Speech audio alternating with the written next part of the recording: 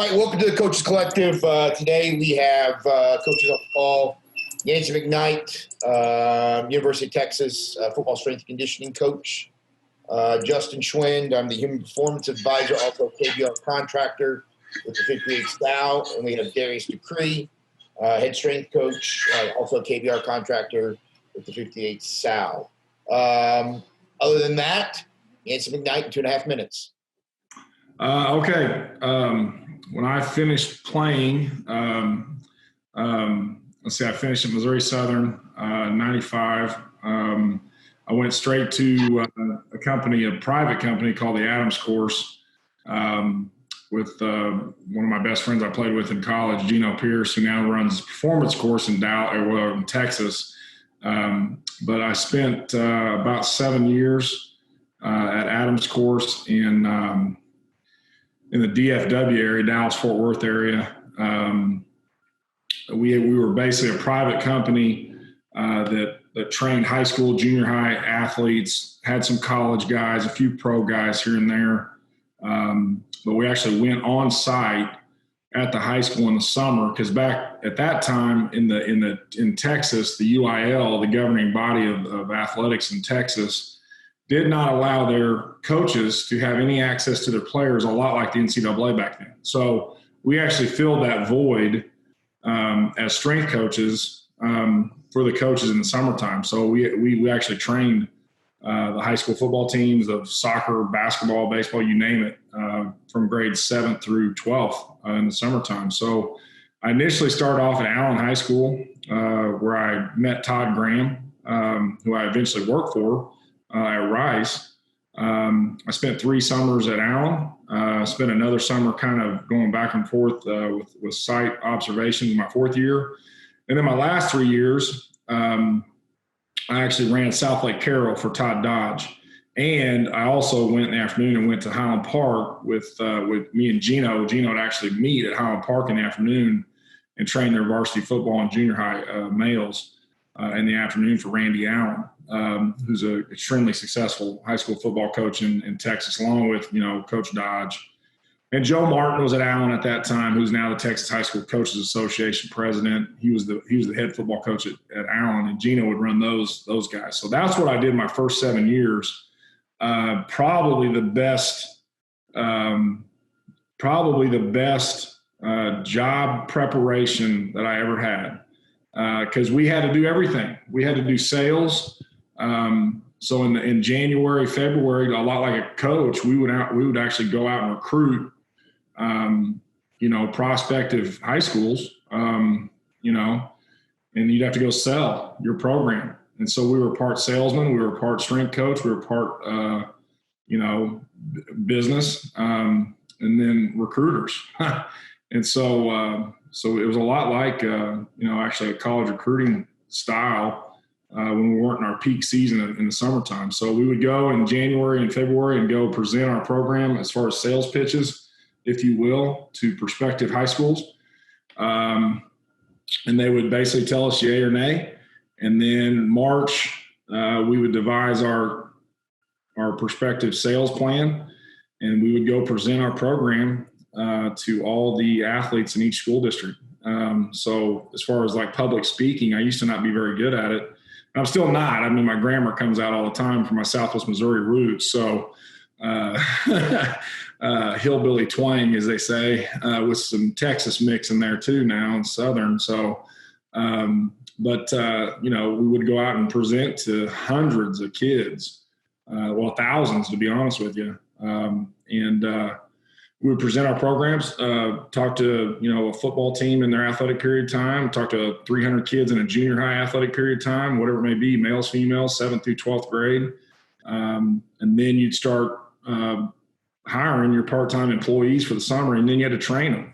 So really it was broken down in phases. January, February, you were selling it to the coaches or the school district, and then you were selling it to the athletes. And then you had to hire a staff, all right, and train a staff. And then, implement a program. And so we end up, I think in our 7 years, we end up in the Dallas-Fort Worth area with 36 high schools and over 120 part-time employees in the summer that we had to train. And now the head coach at Texas, Coach Tom Herman, was actually a part-time employee for us as a GA when he was at Texas at Austin Westlake. So, the Adams course roots are crazy.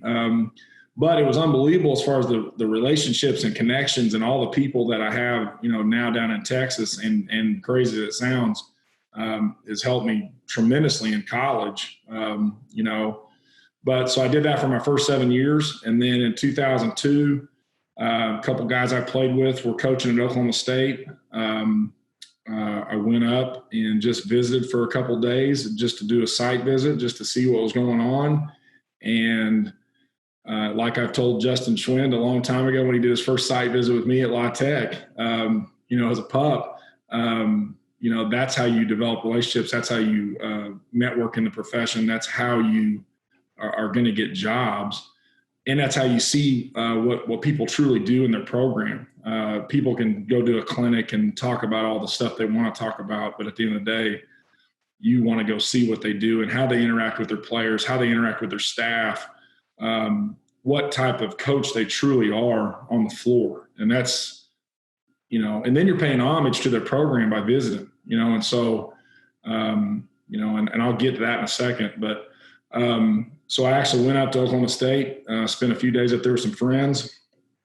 Next thing you know, I'm sitting in Coach Les Miles' office interviewing for a job that I was, not completely prepared for as far as my dress. I had a T-shirt on and a pair of khaki shorts, but I did have my presentation packets with me. I did have my resume with me. I always carried that with me back then, just to be prepared and be ready. And next thing you know, I get hired at Oklahoma State. And that was my start off of my college career as an assistant there. Got bumped up pretty quick to assistant director after about 4 months. And then I spent 2 seasons there, 2002 season, 2003 season. And then I went to Louisiana Tech as the head strength coach in 2004 in May. And I spent 2 seasons there also. And then Todd Graham had gotten a head job at Rice, and he offered me the head strength job at Rice. So I left Louisiana Tech, went to Rice, and lo and behold, a year after I'm at Rice, I run into Tom Herman as the offensive coordinator at Rice in 2007 with Coach Bailiff's staff, David Bailiff's staff. And, we spent a couple of years together there. So I was there 2006, 2007, 2008 seasons. And then I went to Iowa State along with Coach Herman. He went there as the OC, offensive coordinator. And so I spent 6 more seasons at Iowa State. And then when he left Ohio State to come back to Houston to be the head football coach, he offered me the job to go back to Houston. And that was in 2015, where we had the 15 and 16 season at Houston. And then we came to Texas in 2017. So, that's this will be my 17th year as a head Division I football strength coach. 19 in college, 7 prior to that in the private. I'd say I've been doing this longer than half my life. So, so that's my, that's my resume, if you will. Was a 4-year letterman in college, O-lineman, team captain in high school and college. In my Hall of Fame back at my alma mater for athletics. Probably my biggest award from athletics that I probably cherish the most, and I was a first team All-American and all that other stuff, was my 2 team captain plaques that I have. I tell our players that all the time. It's a pretty strong award or presentation. And so I never took that very lightly. And so I feel like, leadership and those things you're always leading. So, and then and Gino just tweeted this out the other day from Performance Courses, Twitter account or whatever it was. He was talking about leaders lead, and they develop leaders. So that's the one thing I definitely take great pride in, as being a team captain as a player. Obviously I had plenty of awards and all that stuff, but that's the one thing that I think I'm probably most proud of as a football player. And I got conference championship rings and all that other stuff. And But all that stuff's in a plastic bin in my garage. And my kids always want me to get them out, but I don't want to do that because I don't want to put no pressure on them to see that stuff. But my bowl rings and all that other stuff, and my footballs and all that other stuff, I don't really have them out. So that's me. So I think, obviously, Yance, you've been a mentor to me over my career, and I'm very adamant to say it to anybody. So what I want to understand for you and really hear you from your heart today, what motivates you, and what motivates you? And this is a layered question when I ask that. What motivates you now? Has that changed from when you first got into this? And then the second part of that question is, how do you motivate your staff, and has that changed? And when I ask you these questions, the last piece to it is, I don't want to hear the championships. Like, there's more to it. I hear coaches say, I'm like, no shit. Yeah. I get it. Tell me the real motivating factor, because if that's it, when things get hard, you're out. So there's got to be other motivating factors. So I want to hear that. So what motivates me? Well, I'm going to say this. I'm not a guy that came from the greatest of backgrounds, and not that I'm embarrassed about it or anything like that. I mean, what I think it's what makes me who I am today. And I came from a split home, and athletics is what definitely saved me. I thought in Joplin, Missouri, this is going to sound funny. I used to go to a friend's house, and he lived in a nice neighborhood. And right behind him was our D-line coach, Coach Craig Lynch. And he had a nice house, a nice boat. Him and his wife were both teachers. And in Joplin, I thought, man, he's rich. And that tells you kind of, I tell my boys all the time, like, I grew up in a 2-bedroom house, and I shared a bedroom with my brother. And so my dad had a wood burning stove in his house. We didn't have central air and heat. So that's fact. And I was a full scholarship guy, athlete in college that also got full Pell Grant. And so you tell me many Caucasian males that are on full scholarship on Pell Grant, that's not many. And so, and I just, like I said, I'll shoot it real. So what motivates me, and I always thought I was going to be a football coach, and I wanted to be a football coach at Joplin High School. And I didn't really care to be a head coach. I thought I'd be an O-line coach, because that was the guy, Dick Brownlee, that was my O-line coach in high school and was our strength coach. I just saw that he had an unbelievable life, as far as like his house. He had a boat, went to fishing and all that other stuff. And, to me, in my eyes at that time, I thought the guy was rich. So, and so that was definitely something that motivated me, and then I got in college, my first spot, I had an O-line coach, strength coach. I didn't jive up with him. I just didn't. I didn't, to sit here and say that I was some model citizen and all that stuff and model student, and I wasn't very good. I was really point blank. I was probably an asshole. My first 2 years, I was. It wasn't no debate about it. And I practiced hard. I lifted hard. I trained hard. I did all that. So the other stuff I didn't get. I didn't understand. And the more that I did that, and I fought with my O-line coach, my strength coach, and my head coach, I fought it. The more I didn't believe in it, and then my next O-line coach, strength coach, it's just a totally different relationship, and it flipped my whole thought process of what I want to do. I thought I always wanted to be an O-line coach, and then it changed. I wanted to be a strength coach, so I wanted to be around the athletes all the time. And the private sector kind of intrigued me because, going to Dallas, Texas, all that stuff, it felt right. And then it was kind of one of those deals that kind of got to the end of that deal, and I just missed the camaraderie. I missed the follow through, because, you'd be with the guys for 2 months and then they'd be gone, and you never really had that follow through with them. You go see them in the fall, watch them play high school football and stuff, but you really weren't a part of that, and so, so that itch was, what I wanted. I wanted to be involved in that journey, that process, and that day-to-day grind. I thrived on it. I still do. But what motivates me, when I still go back to Joplin, I take my boys by my house that I grew up with my mom, and I always show them, and they always say the same thing. Wow, Dad, you grew up in that? And so,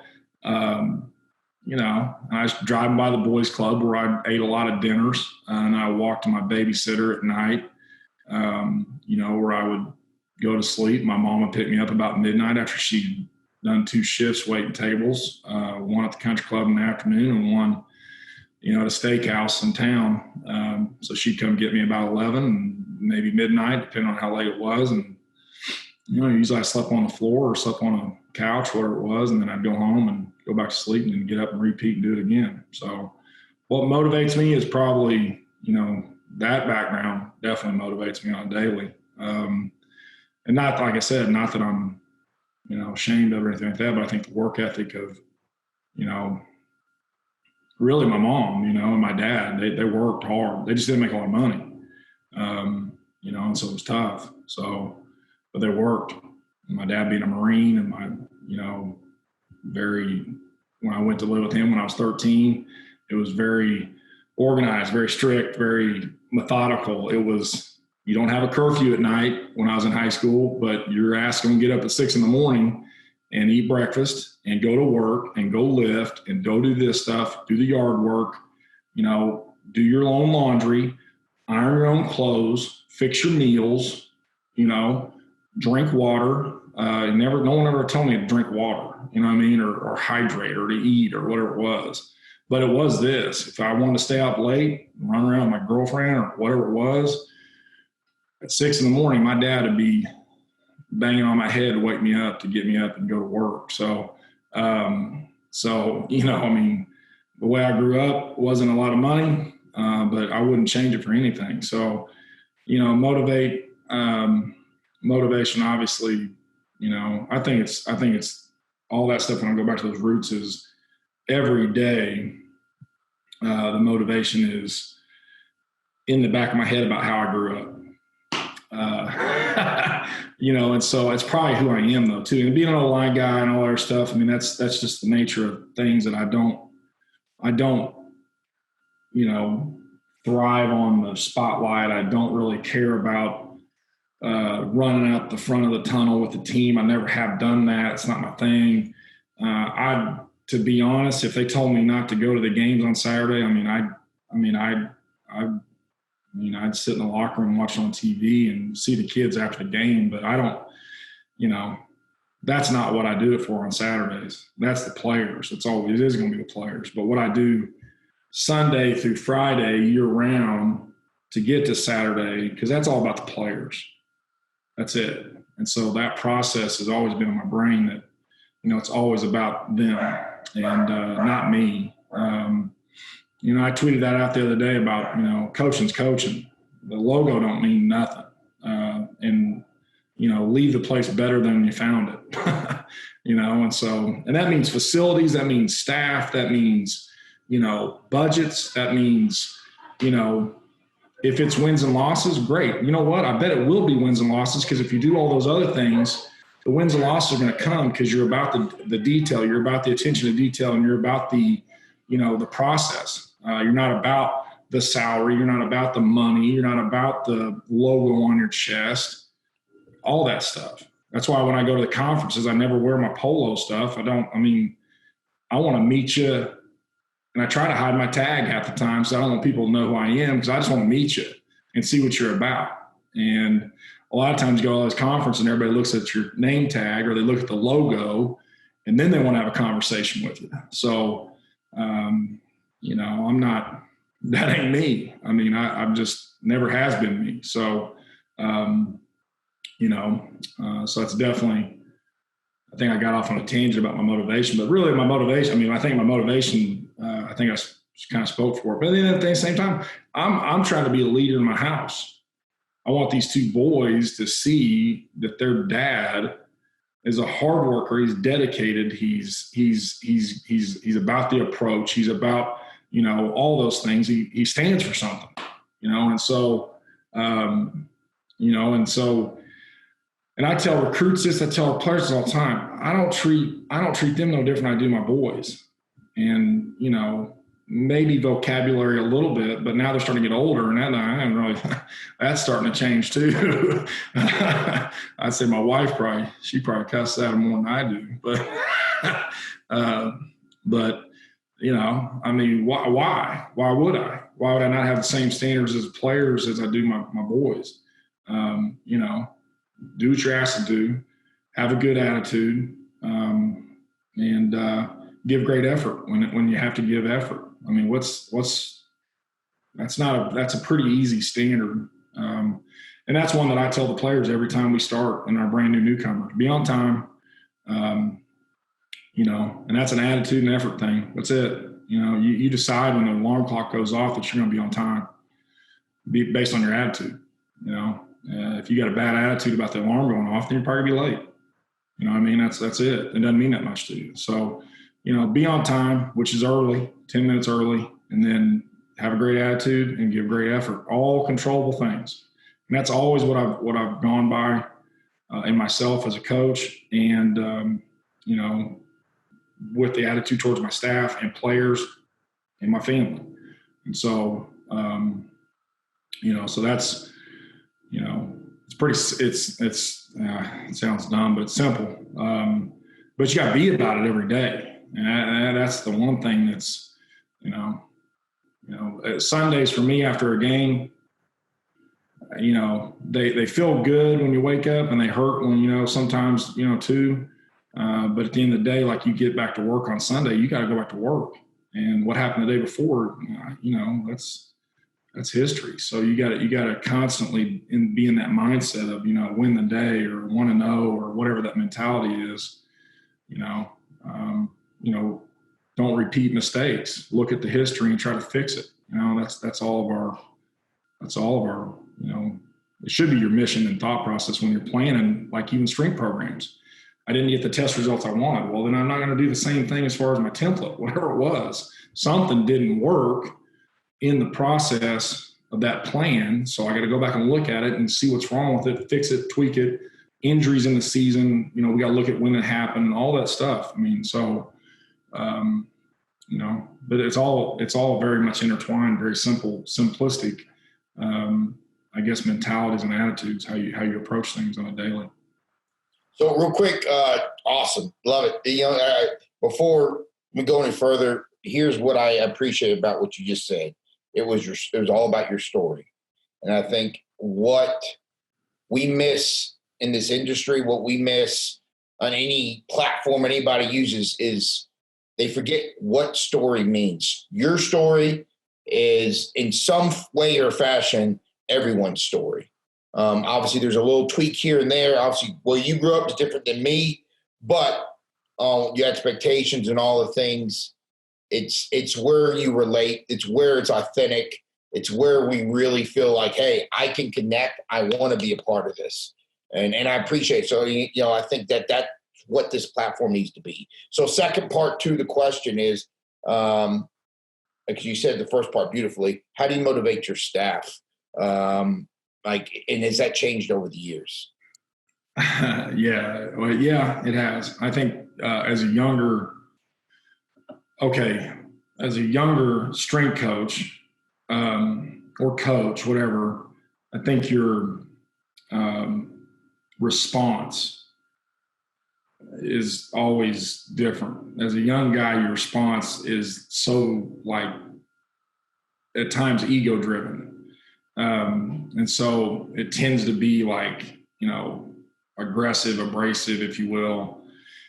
And that's something I learned, early on, it all kind of equates to like literally like at Louisiana Tech, I had no money. We had no budget. So guess what our strength staff was? Very green.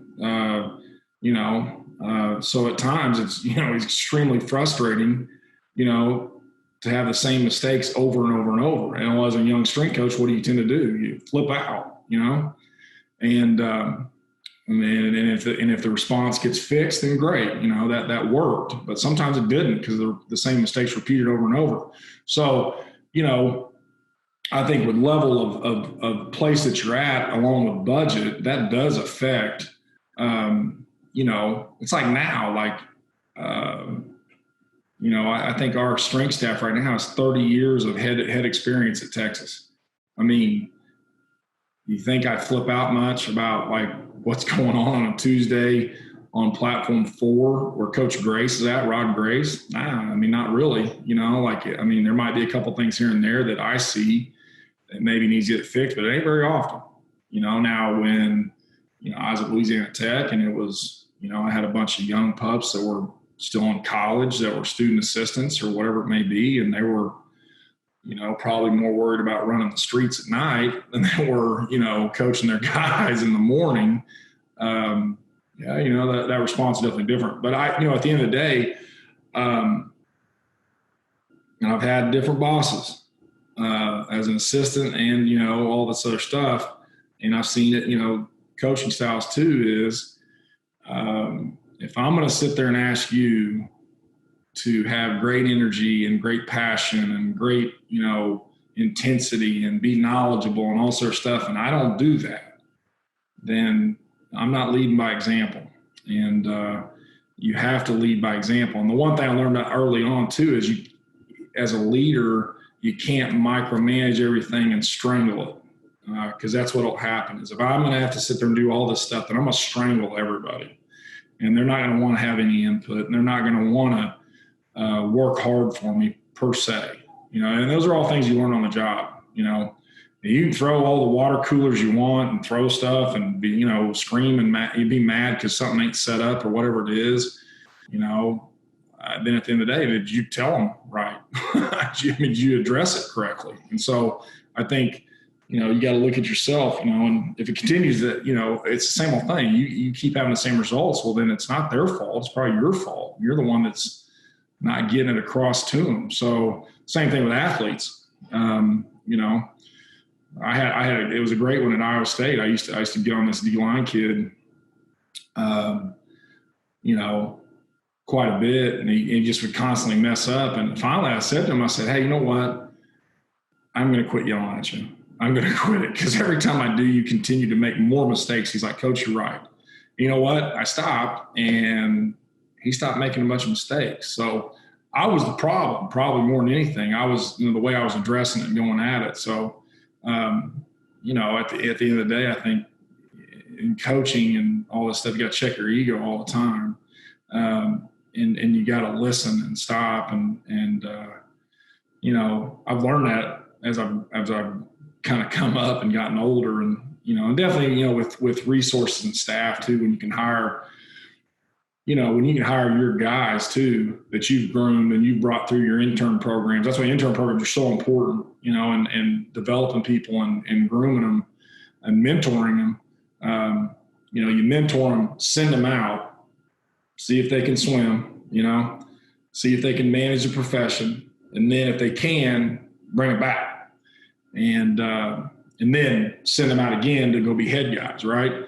And so, that's I've been lucky that we've had a great mentorship program. We've had a great internship program, and I've had great guys that lead those things too that I led as interns. And so, leaders lead, and then they let people lead. And so that's the next thing I think too with staff is empowering your staff. And that was one thing, like if you ever come watch us run or lift, you'll see me. I don't run stretch. I don't. I stopped doing that. I let other guys do it. I let Clayton Oyster do it. I let Ryan Dietrich do it. I mean, Chris Campbell.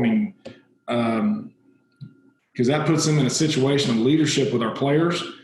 And also our football staff sees those guys in leadership roles. And it's not always, I'm good. I don't need to run stretch. If I'm going to be worried about my job, about running stretch, I'm not very good at my job. So, but that puts those guys in positions of leadership, and then always putting your guys, in charge of things to deliver the message to the athletes at stations, at agility stations, or presentations in the weight room, or whatever it is, put guys in positions to lead in front of staff, coaching staff, in front of athletes, so it develops them as a leader. That's the only way, they're gonna get better at it, and that's the only way that maybe the next hot offensive coordinator sees one of my guys as that guy can run it, that guy can lead. He's got a magnetic draw with the players, and they see that stuff. So, that's development of your staff and motivation. So, it's being smart with the guys' time, your staff, not burning them up just to burn them up, sit around 6 to 6 just to do it. It's being smart with your staff.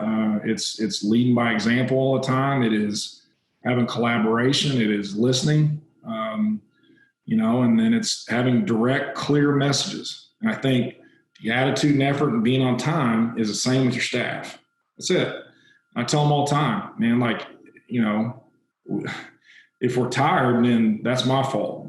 But, we need to figure out how to not be tired, schedule, whatever it may be, if there's needs to be break between lift groups, whatever, I don't know. But we have to bring high energy and high intensity and coaching acumen and coaching cues and coach our guys every day, every lift, every training session. That they never can have an off day, ever.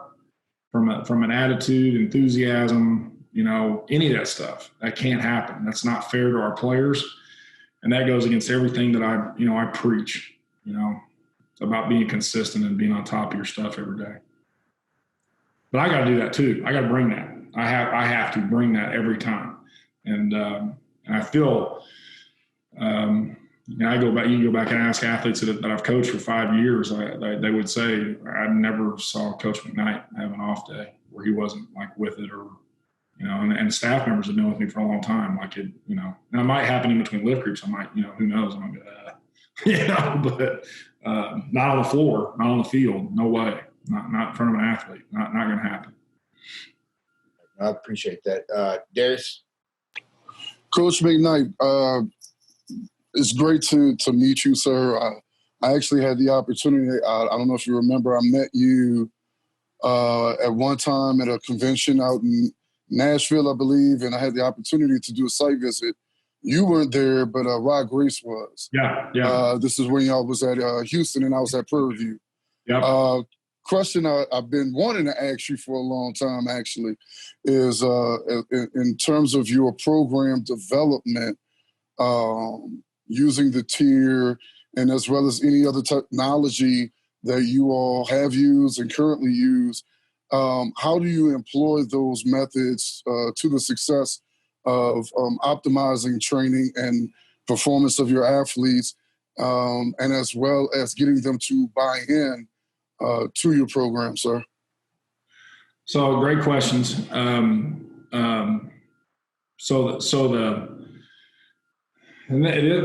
This is a tough one, because a lot of times at times we get bogged down with the technology and the data and all that stuff. And, at the end of the day,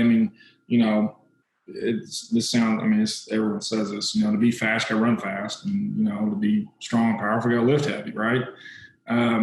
But if those ain't done in the correct fashion, then you're going to do some damage, So I think, with the technology piece right now, we're lucky, that we got unlimited resources here. And I've been extremely fortunate to have, Eric Anthony is my sports science director here at Texas, who's now the head guy at Tulsa. He used to be an intern for me at Iowa State. And then Matt Van Dyke, who's obviously, I think everyone in the strength and conditioning profession knows who Matt Van Dyke is. He's an author and all our stuff. Well, guess what he was? He was a walk-on wide receiver for us at Iowa State. You know what I mean? And then he was an intern for me. All right. And so, so he grew up in our training program. And then I've had him the last 2 years as our sports science director. And then he just left and went to the Houston Texans to be their director of sports science. So I've been lucky in that aspect as far as the guys that I've had in that department run it. And again, those are guys that have, we've groomed. I think the main thing with the data and technology is, and as a strength coach, from our side of it, I think we have to be really smart as far as how we deliver that message. And then collaboration, if you have a sports science, guy you have to be on the same page on that. And you can't be two different silos. It can't be really three, you know what I mean? You can't have silos, period. But it can't be football staff, sports science staff, strength staff, medical staff. That does not work at all. And that all has to be one silo in the story. And if it's all different, then everybody's got their own agendas, and agendas are not good in a team sport. So, or anything that involves a staff. So agendas need to be one. And that's about players. That's it. And what's going to best benefit them. So for our side of it, the technology side is your training checks. All right, checks and balances in your training plan. What are you doing winter off season, leading into spring ball, post spring ball, all you're working to do after spring ball, leading into summer 1, summer 2, and then camp. So you're building everything to summer camp, basically training camp for football. All right. Because the main thing is, obviously that's going to be some of their heaviest player loads are going to have, some of their biggest physical contacts, all back to back, all that stuff, the stressors that they have mentally and physically in that time of year is just, it's through the roof. And so if they're not resilient leading into camp and they're not physically and mentally prepared, you're going to have a rough season. I don't care where you are and what your talent level is and all that other stuff. So for us, the science, the data, we know what the data is in camp. We know what the data is in season. Use that, reverse engineer it, if you will, to get them ready for that. I'm not going to go into the head coach or position coach's room and say, hey, you can't do this and this.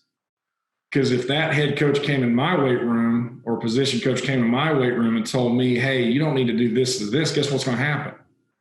We're going to blow up. You know what I mean? And so I'm not going to do that to them either. I mean, they got a job to do. Their livelihood relies on their players being prepared. And so that's where the silo thing can't happen. It doesn't work. And so, so from our side of it, it was always, look at what we're doing in practice. And then there's things like, hey, so-and-so has had a tremendous amount of reps on Saturday, a number one wide receiver, the 2 wide receivers, whatever it is. Let's come in on Sunday and let's let those 2s and 3s have a little bit more reps, do what mental stuff you need to get done with those guys. And then you start looking at, like, if speed starts to decrease, in season, then we got to do something. We got to fix something. You know what I mean? Like it's restoration, sleep, and all that other stuff, right? But it is also like the stimulus of what's going on Tuesday, Wednesday, Thursday, leading into Saturday. And so, or Sunday even too. Are we doing too much stuff to not get that guy recovered for the next week? So that's always what it is the onus falls back on. The onus falls back on when it comes to catapult and player loads and all that other stuff. The onus is going to come back on the player. And you know what? It's our job to educate the player and help the player. And help the coaching staff. So, I think that's, when you explain sports science and you explain technology and the data, you have to be very, very cognizant of the sport coach and the skill acquisition that they have to do. And then you guys, as far as how you deliver the message, it never can be, you can't do this. I mean, it is, okay, we need to limit this a little bit and still do it. We just got to be smart maybe in this area and help them as far as like their daily plan. And we've done that, where it might be, like, hey, special teams, let's only give them 2 reps of full speed work, not 6, it's stuff like that. So to shut them down in the middle of practice, like, that can't happen. That's physical skills that they're not going to get. That's mental skills and mental preparation they're not going to get. That can't happen. It just can't, So I think that really the technology for us, when we started implementing it back in 2011, catapults and Zephyr stuff early on, as I always say, balling on a budget. We were initially at Iowa State, we were balling on a budget. We were just trying to figure out truly, and that's what I always said was, with the catapult stuff, I want to know what an agility drill, what that expenditure is for our players.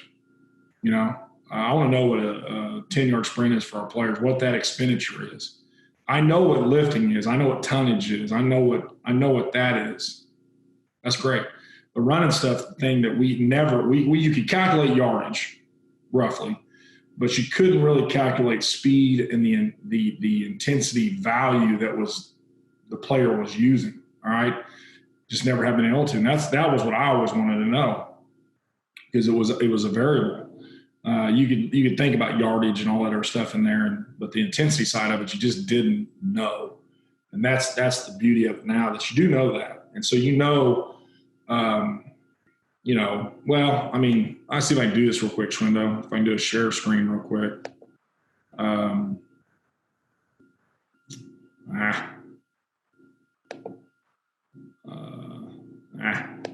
thought I had it. I had my old loading chart, catapult, for the year. We know exactly like how to build, come off, build, come off. Same in the season. Literally it's build down, just like you do training cycles. Base load, top, deload, or you base. have it on your computer? I do. Yeah. Try it. Let me do this real quick. Try it again.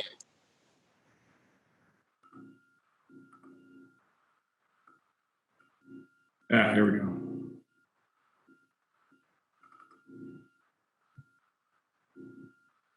All right, let me. Should be at the bottom of that screen, hit share screen, and choose the right window. Oh, there you go. Got it? Yep. So, that's the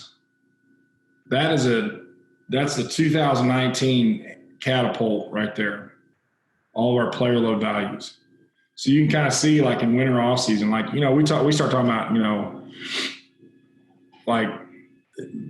want to come out with all these rules about, like, return to play and all sort of stuff as far as, like, your loads and things like that. If you have catapult, that shouldn't even be a thing for you.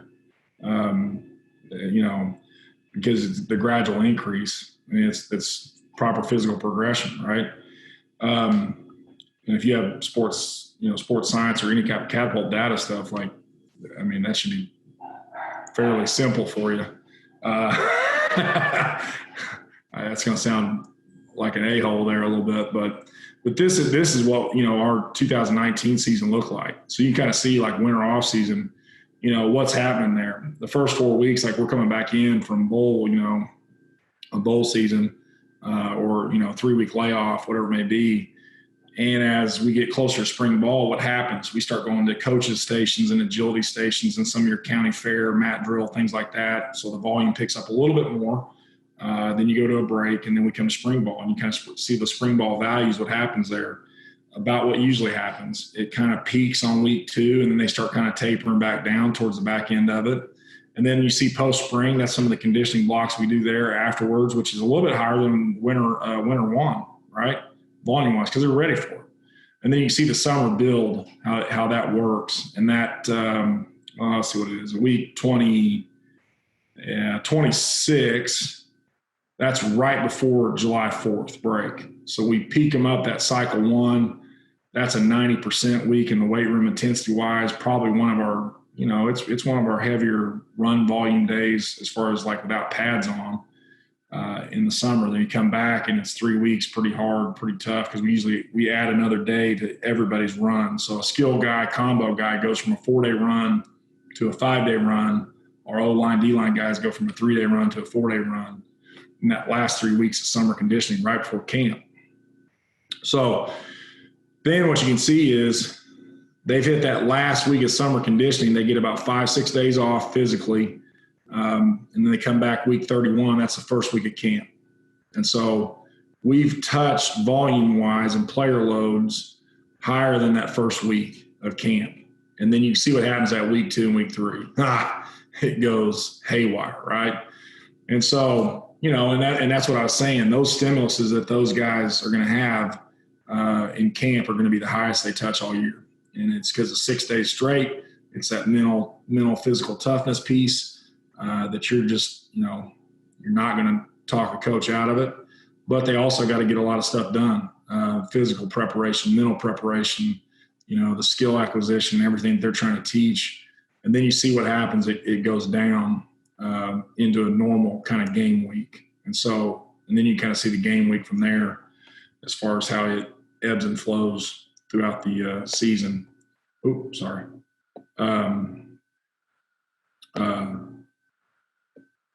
With the bye week and everything like that too. And so, but it's pretty consistent throughout the season. The 44 is the short week as far as, we play on Friday, the last week during Thanksgiving and all that stuff. So that's a short week. So you got to back down a little bit there. And then the 39 is a bye week. But the one thing that we've seen too is like you play your big rivals, your player loads are through the roof. So you got to be really smart and practice that week to not, because they're amped, they're crazy, they're fired up, and they are actually, their speeds are higher. Mentally, they're more turned on, all that other stuff, and you got to be really smart with like your practice preparation. But it's not so much for that Saturday; it's really the next week, because all the loading that you do that week is going to hit you the following week. So, that's the one thing that's is, and even the other thing we found in 2018, was coming off bye weeks of not doing enough on bye weeks. Is that you actually shut them down and you don't do enough work with them. So there's some things that, that you, like I said, you got to learn from history a little bit and, and trial and error, if you will, but not to repeat the same mistakes. So that's a great, technology piece there as far as like how we use data. And you see it. I mean, you see a lot of the cycling, if you will, just like you would in a lifting program, in a running program of what is it? Males, highly trained males. What is it? They can go hard for 14 days, right? And then they got to have a down week. Females, it's 21. I think that's what the Chinese Olympic Training Center. That's what they've kind of determined. So it's true. So it's something's got to change after 2 weeks if you've been going pretty hard intensity wise, whether that's, the implements in the weight room that you're doing, it's a barbell placement, whatever it is, or it's, something from a horizontal press to a vertical press or push pull, whatever it may be. Something's got to change after 2 weeks, if not intensity. So that's how we view it and look at it. So, and the other thing too is, factoring in, gear too, that was one thing, that we saw early on. A lot of time coaches, they'll equate taking gear off the players as backing off of them. So they'll go from full pads to helmets. Well, guess what happens? Speeds and player loads go through the roof with just helmets on. I mean, it's some of the highest stuff. And so, we had to explain that to our coaches a little bit too. Like, hey, like when you just put a helmet on those guys, you still have to work the run game too. So don't forget about doing the run game in helmets, and be careful of just doing go routes, in helmets, because we actually saw like that was a higher player load. And that's like where we try to get them to shorten the field, maybe go red zone a little bit more, some situational football, not just get out in the field and play it in helmets. So there's a lot of things that, when you present it to a coach, from a practice planning standpoint too, and that was some good stuff too that, our defensive coordinators brought in. Coach Ash was talking about earlier in camp of doing like short red zone stuff. And then you build to some open field stuff, as camp progresses, especially with the situation we're in right now with, a different situation going into camp this year with all the pandemic stuff going on right now. So there's a lot of things as far as planning and things like that you can do and use the data to your advantage, and not make it a hindrance or a red light, green light type deal either. That's stuff that just we don't believe in personally. So Yance, a big one of what I'm curious with, and me coming from my previous position working with the Green Berets and the Q course, they employed a heavy sports psych element to it. Football coaches, they get confused and they call it mental toughness, and it's not mental toughness. That's not a damn word. It's really mental resiliency. Resiliency. That's a fact. Like, how resilient are you? Because resiliency is like that's contort an object and it goes back to its original form. That's like mental toughness is not that stuff's done when you're like a baby. So right. What I'm looking at is, because some dudes are just tough son of guns and they have that resiliency. You told me about your background, you shared that, and obviously that's why who you are, and that's why you have that mental resiliency. But some don't. Some have the silver spoon. Some have the helicopter parents. We interviewed a San Francisco Giants sports science guy the other day, and he was talking about like guys that don't even have the body and don't even have the performance side in the training thing, but they literally get on the mound and they can just sling it. They just got the swag. They got the resiliency. They're able to do it. In my setting prior, several things that our sports sites worked on were memory components in high stressful environments. They basically would have times when they knew that, because we had heart rate monitor components, and they'd have times when we would see the students hit that high stress, and then they would dive into the thought process pieces that they had to think critically. And they were, and what they had found is that resiliency was able to expand for those students, because hell, that's what the Q course is. It's 18 to 24 months of getting kicked in the nuts, both mentally, learning a language, learning a culture, understanding tactics, and having a physical piece to it. And what I want to know is, I'm asking you, what do you guys do, or what have you done? Maybe not in particular, but you have staff members within your program. What do y'all do to instill that resiliency, or expand that resiliency? And is there simple methods? Maybe you even did it when you had nothing, a lot of tech that worked for you significantly then and now. Is there certain things that you've learned here currently, or like, this is kind of some of the secret sauce that we use?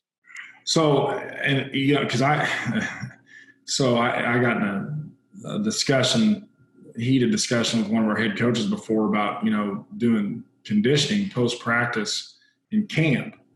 And, I reflect back on, when I did it as a player, there wasn't nothing about it that made me like tougher. It probably pissed me off more than anything.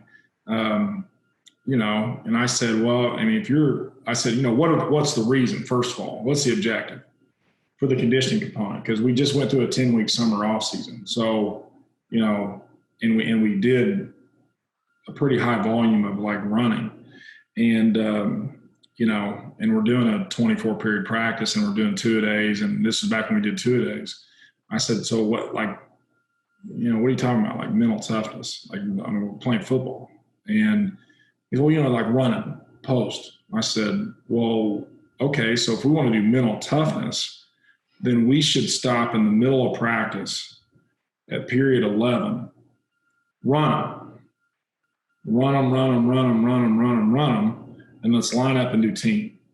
And let's find out who makes all the busts mentally, and who screws stuff up, and who doesn't want to go hard and who doesn't, because that's mental toughness. because mental toughness is doing things under duress, like critical decisions. Physical toughness, that's a different deal. Pain threshold, physical toughness, what you can withstand, those are two different things. Pain threshold, that a lot of people say is done by the time of age 5, somewhere in there. And a lot of the mental toughness and resiliency stuff's done early, before 13 years old. So, so pain threshold, I read that before. Ryan Sidzik gave me a book on it, some stuff about pain threshold. So, what I did when I had my 2 sons was, I used to pinch them and poke them when they were babies when I fed them. I did. And when they fell down, we didn't run and pick them up. We let them cry and do their thing. And, they were all right. It got fixed. So we'll see if that worked out for them when they get a little bit older too. And, but what tends to happen now is they fall down and flop around wherever it is, and you just kind of look at them and then they stop crying. So, and they seem to be decently tough on that stuff. Pain threshold wise, resilient, no, they're not there yet. But I think resiliency's, I think it's how you train, your expectations too, what those expectations are in the weight room all the time and what they're in the running, and the mental toughness is really like the approach. And, being able to go train extremely hard on a Monday and run, lift, and then turn around Tuesday, and you got to bring the same energy and effort, as a coach to a player. And then you got the catapult data too, to show you that stuff, that you can hold those guys accountable at those things. That's a huge piece. But I think the other thing too is, and I say it to our players all the time, coach fed, player led, right? That's an old thing. But it can't always be coach fed. It has to be, some of that has to be player led, and those guys got to do stuff. But I think conditioning, just running is one thing. If you can put them in like we do some things called Metabolic Plays towards the back end of summer, and that's an extremely tough, like player load per minute, like that's higher in a game. Like it's really hard, and it's under time. They got to make it in a certain target time, and then they got a certain amount of rest time, 20 seconds. And then what I tell them is, you got to touch it right, left, this, and in the middle of the play, I'll flip it and make them turn the other way, and they got to all talk to each other and communicate and do all that stuff under duress and time, and it goes crazy, right? Chaos. And I think that's the other thing too, is we all want to be very set and patterned and very routine and things like that. But within that, at times, you do have to throw curveballs at them and to get them out of that robotic routine. And I know it's hard as coaches because that's what we thrive on. We thrive on routine, and we thrive on, bop, bop, bop, bop. But that turns to be robotic. And so I think that's where, like time, like that's why we do, like at this time of year right now, we always do the 40 singles, 20 doubles tier. I mean, that's on the 30-second beat, man. Like that is like, that's some, like you got to be about it, And, I think there's things you just got to throw in your training program to make them think, make them communicate under duress. That's how you do mental toughness or resiliency. But I think resiliency is holding these guys accountable every single day about their speed retention, about their intensity level in the weight room. I don't pass out cards. I've got it. Our strength staff has every single guy's, they're assigned players, like there are weights on there. So it's not just pick what you want to do, and then it's we get to the back end of every set. Like it doesn't matter if it's 70% on that week. I'm looking at the back 2 sets of 70% on cleans. Are you throwing another 10 on? like, and then it starts kind of like, hey, let's throw a 10 on there because you're feeling it that day. Like that's mental toughness and resiliency, in my opinion. Like, you got to get out of that robotic, coach fed all the time. It's got to be some player led stuff in there. And I think you got to make them communicate. You got to make them talk, like under duress, all that other stuff. They got to do that stuff, make them load their weights, make them change stuff out, tell them what's supposed to be on the bar. All those things where they got to communicate and talk and do all those, because that's the thing nowadays. They don't do that. They don't communicate. They don't talk. Problem solving is,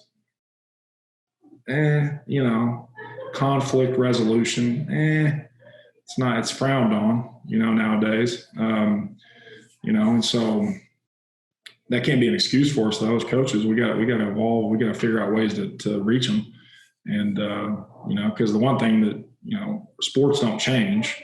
The outcomes are still, you got to win. And so, we can sit there and blame kids and all this other stuff. And that's a cop out.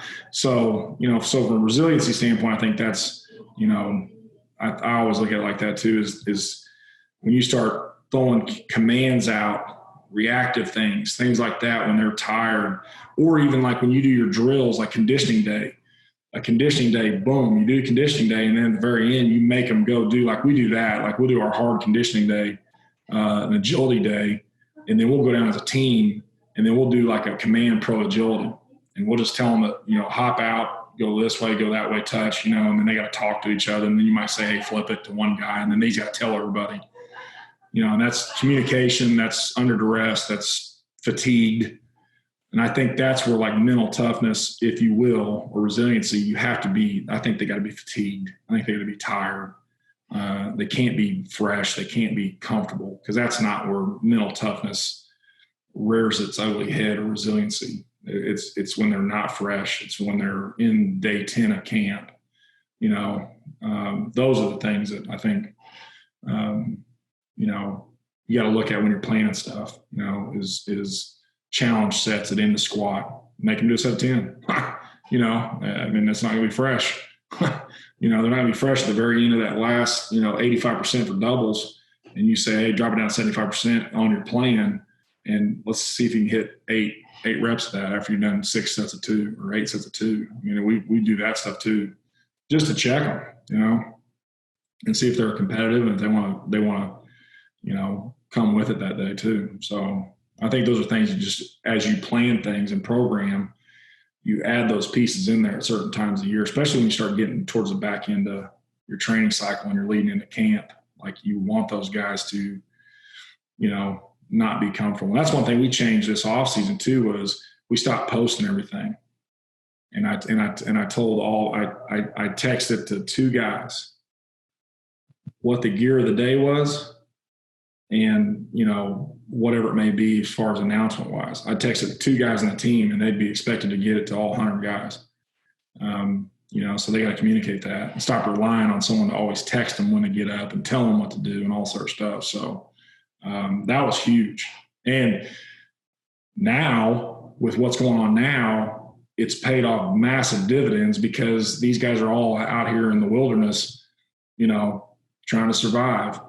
And I tell them, are you surviving or are you thriving? There's a difference. That's a different mentality. You know what I mean? So now they're all out there, trying to figure out how to, train and do this. And we're texting each other, we're talking to each other, we're calling each other, doing all this stuff, and it's all remote. And I do think it helped a lot, because now they communicate with each other, and they're doing groups and they're doing all this stuff.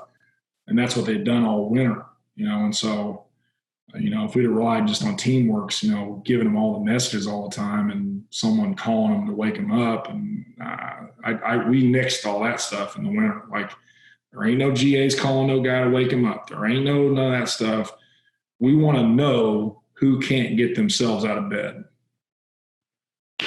I think you want to know that stuff, Now come season time, sure, you got to go get a guy out of bed or whatever it is to get him in practice. It is what it is. But at least that guy ain't really about the process, And so, if you put him in a situation that's key and it's vital and he doesn't come through, well, shame on you. You knew it. So that's the way I view it. This is no different in the military. In training, I mean, those guys know. They know who the weak links are, and they're not going to put them in a situation and make a critical error that's going to get people killed. That's a bad leader. That's why I want to say it. well, chances are if it's in an elite group, they didn't make it through the selection process. No doubt.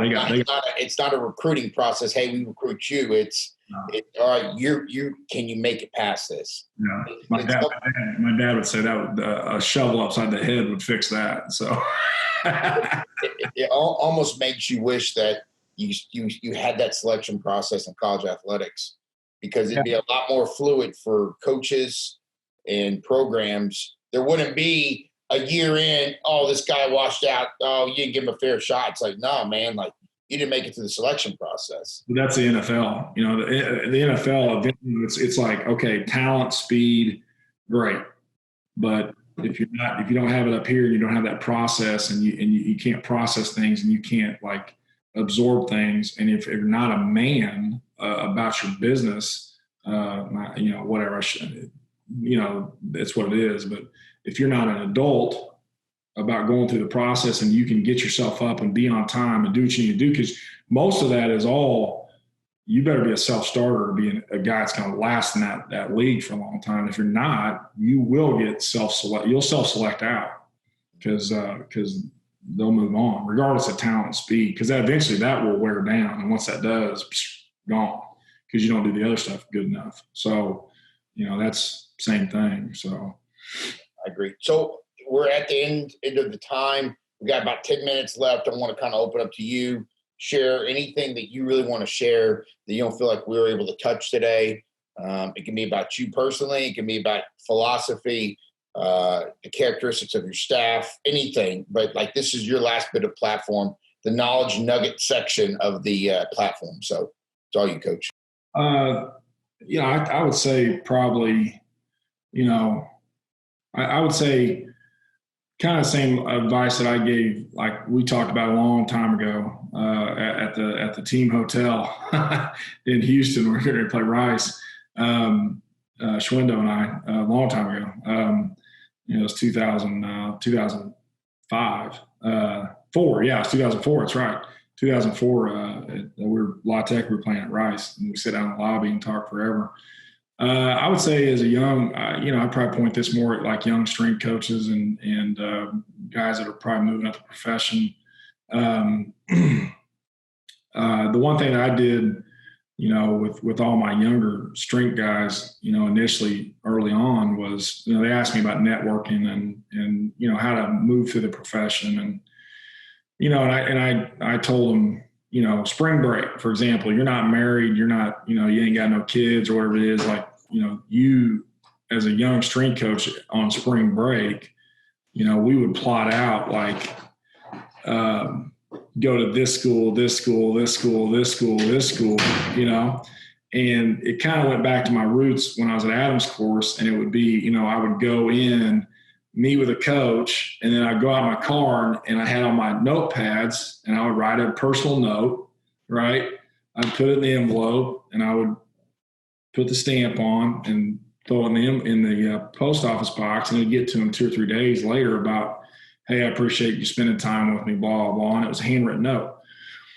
And visiting their campus, writing them a handwritten note, corresponding with them that way, that developed a relationship, a rapport. And, and I know it now as a head guy, like when people come in and visit, and they write notes, like it means something to me. It does. It impacts me.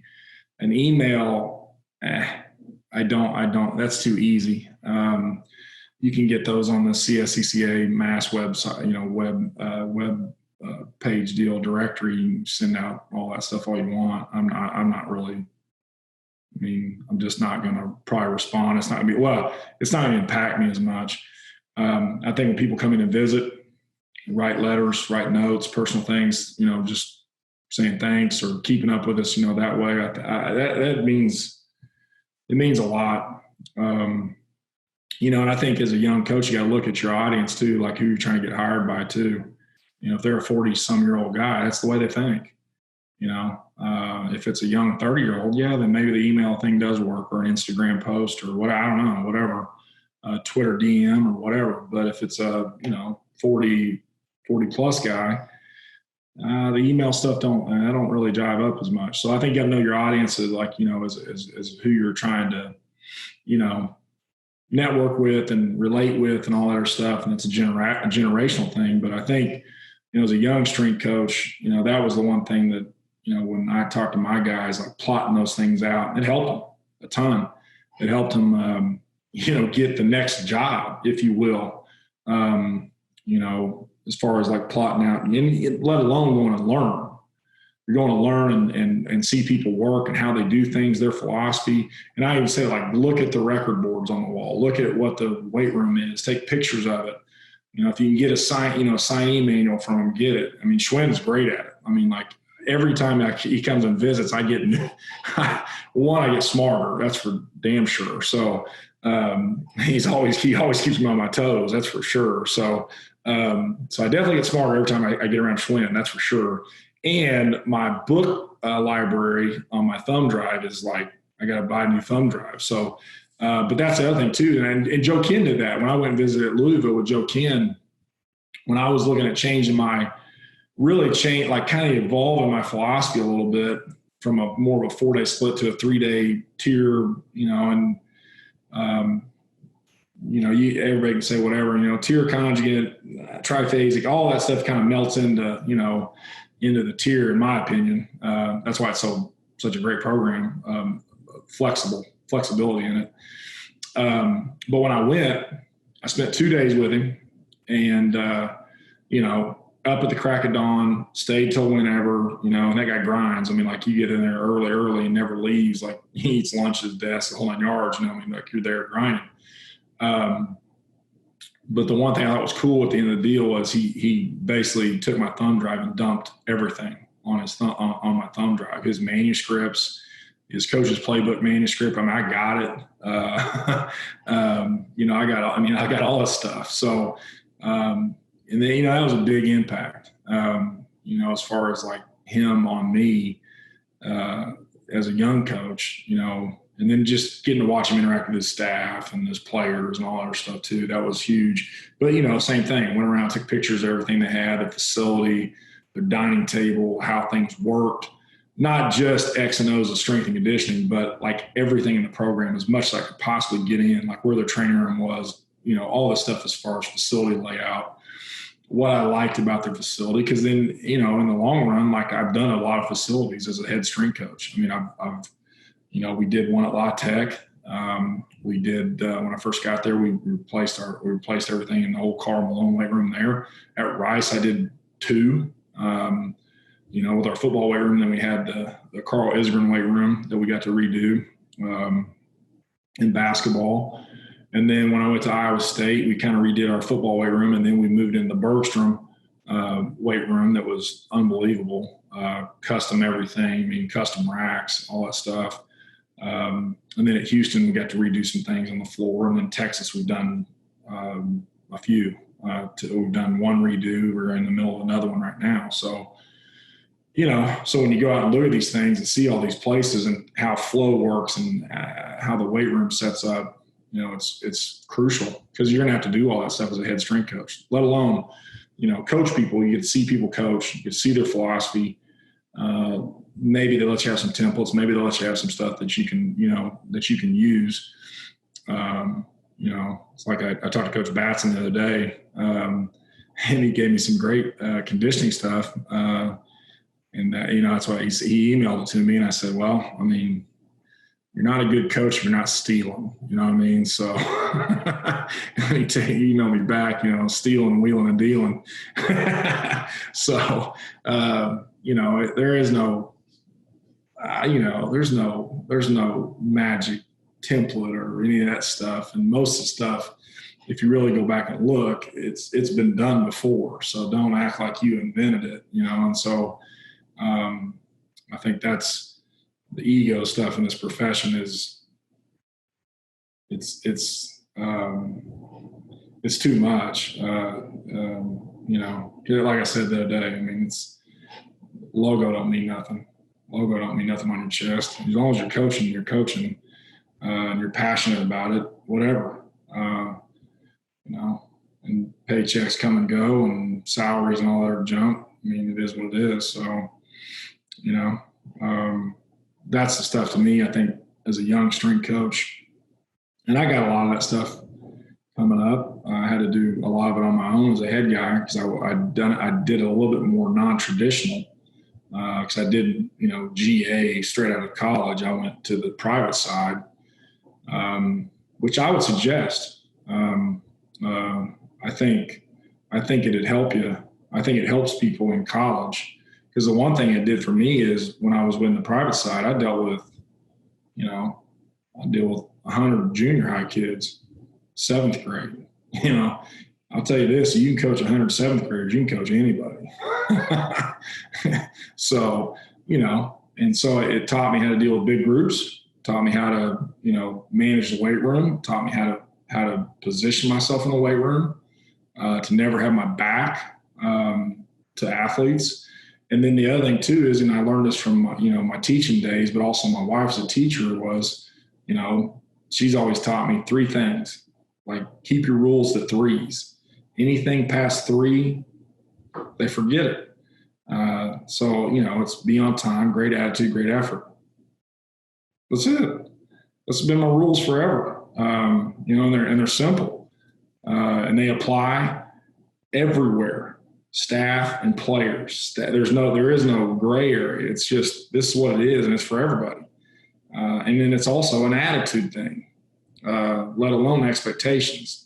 And then that was the other thing, not rules, but expectations. Different terminology. So, I learned a lot of that stuff, not just from strength coaches.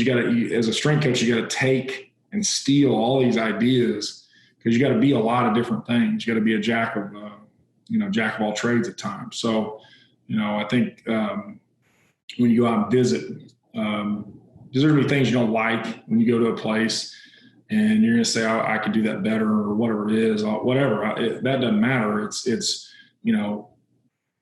even with jobs, you're going to go to a job and you're going to learn something.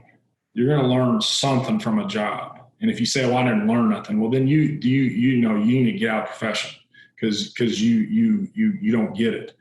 You either going to learn something good or bad, And so if it's bad, then reflect on that when you're in that position, or that you got the position of the head job or whatever it is. Don't do it. Don't repeat that same mistake. Or if there's something really good that you think you can make it a little bit better with your touch on it, great. But I would say from a young coach perspective, that's the things that I would highly suggest to all of them. Don't take spring break to go, hang out and whatever. Go learn before, because when you have kids and you get older, you can't do it.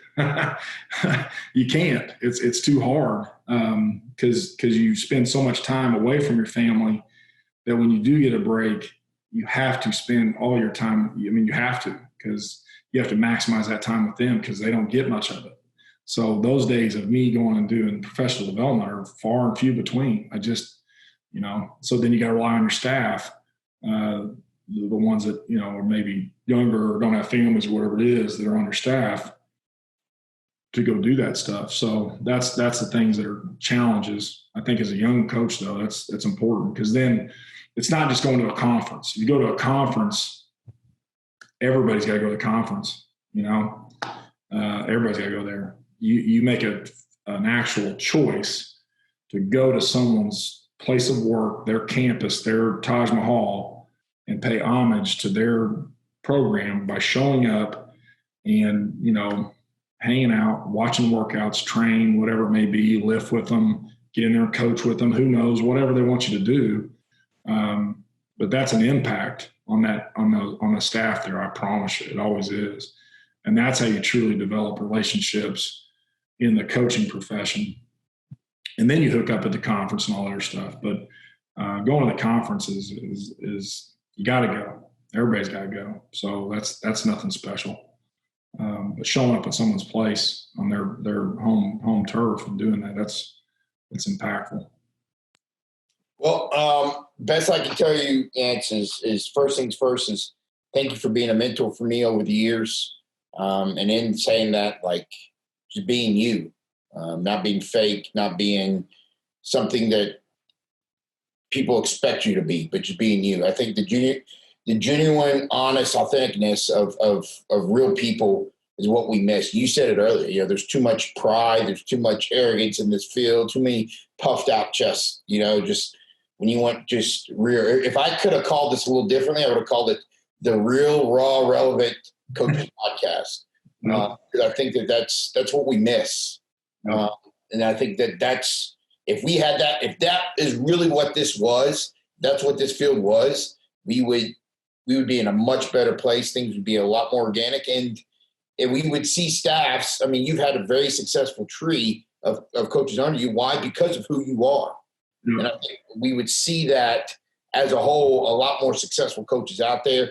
And we talked about the mental fortitude component, or the mental the ability to really elongate that career.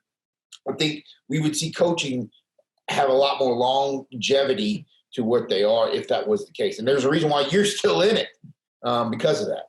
Well, and I think too, at times the profession would be taken more seriously too. I think as a overall, you know, football coaching side of it, things like that too. I think that would help our profession quite a bit. But it is what it is. Hopefully, we keep knocking away at it. There's still a bunch out there that are good dudes. I mean, there's a bunch. Yeah. It's like any profession, you know. There's a bunch of good ones, and there's guys that are, you know, that are in it for themselves and all about, you know, whatever logo they got in their chest and all their stuff. So, but that's why I'm excited to do this, to put this out there for people to see that, to hear this, to understand that there is real and there's hope and there is chances for those that do have the heart, they do have the mindset, and they do have the will to do it. They just need to know what path they need to go. So thank you again for today. I know we both will say that. And other than that, best of luck in this craziness. Yeah. Back to reality. That's right. Thanks, Darius. Appreciate it. Thank you, Coach. Nice to meet you, Joe. Well, you're the man, brother.